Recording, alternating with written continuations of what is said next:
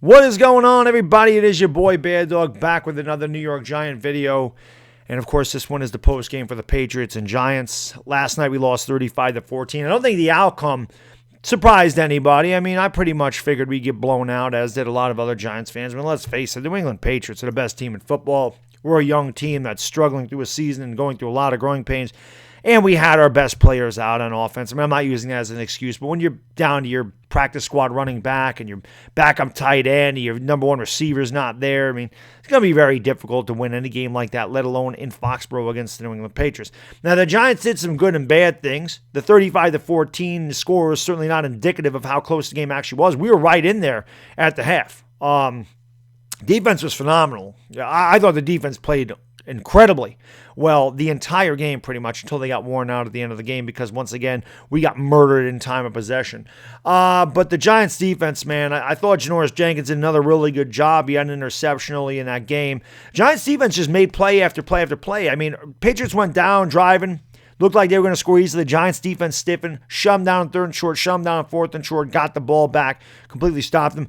Like I said, Janoris Jenkins had the interception on Tom Brady. The Giants sacked Brady a couple times. Lorenzo Carter had a big strip sack, and Marcus Golden picked up, ran it in, for a defensive touchdown.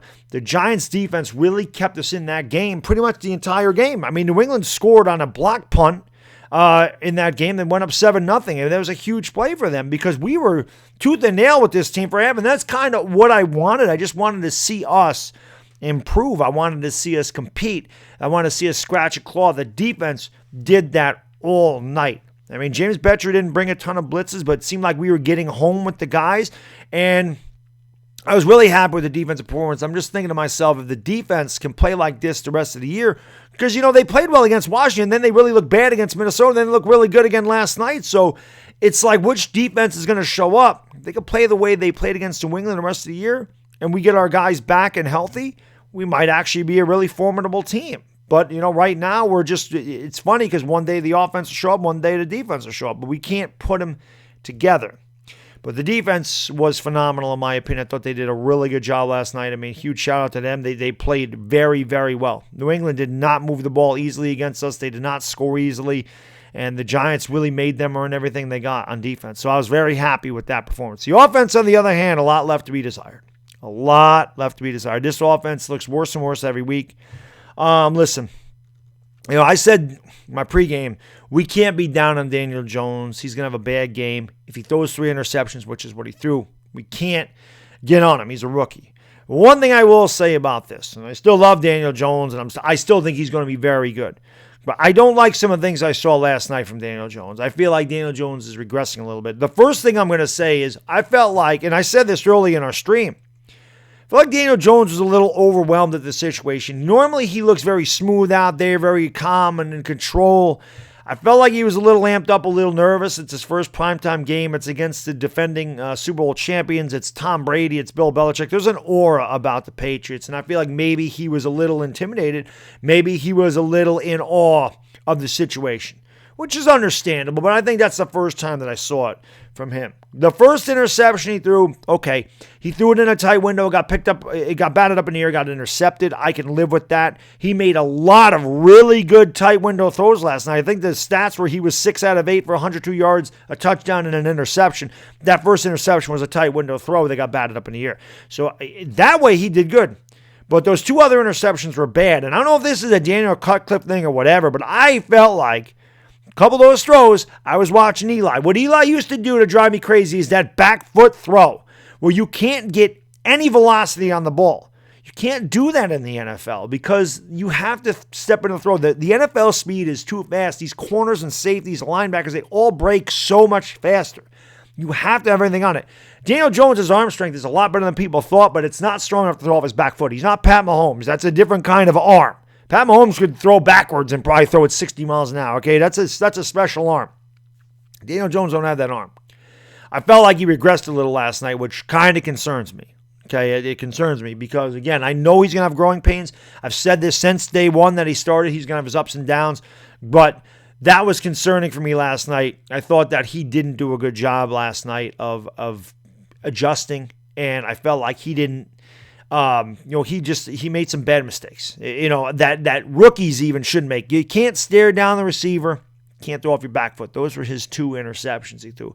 I don't like that. He's got to clean that up. And then, of course, John Hilliman fumbled. They picked it up. Van Noy picked it up, ran it in for a touchdown. So 4 turnovers on offense. Again, I believe that's 11 turnovers in the last 3 games for the offense. That is not good. They've got to clean that up. And again, I understand that, hey, we're beat up on offense, but still, you want to see them improve. You want to see them do better. And last night I felt, and again, the Patriots have done this to all teams.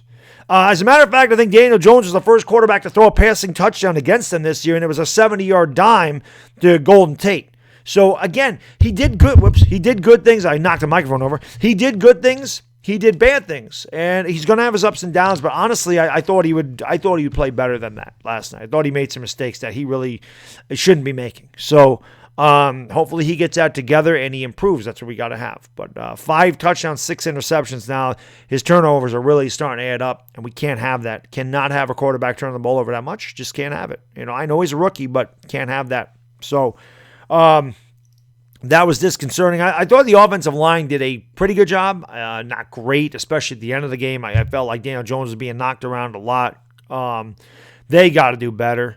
And again, it's kind of hard because New England really isn't going to honor your run when it's John Hilliman and Elijah Penny running the ball. They really have no reason to play you honest.